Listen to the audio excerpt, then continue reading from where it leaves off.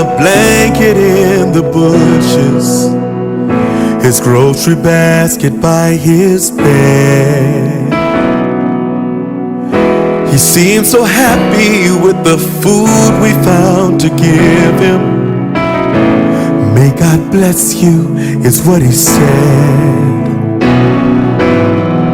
I wasn't a stranger to the homelessness surrounding me, but this man grabbed my heart somehow. I thought I'd ride in on my big white horse and rescue him, but if I knew then what I know now, I wouldn't have had that second thought on giving money to the mission.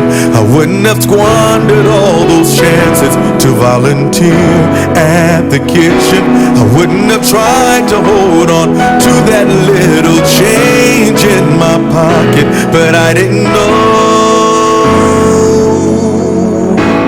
it was such a long walk from the street.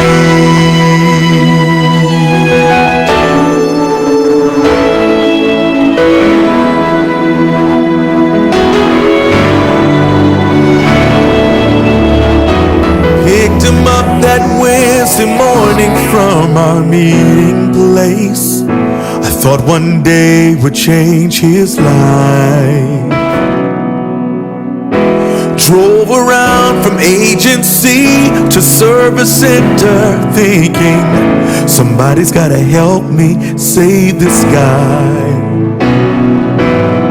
There are many services to help our citizens in need, but the need is greater than the help. Yes, it is. The thing I learned as I gave all I could to help my friend was he could never do it by himself. I shouldn't have had that second thought on giving money to the mission.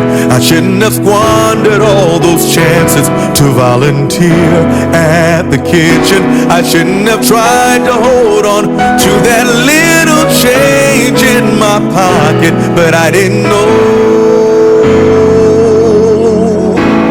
it was such a long walk from the street.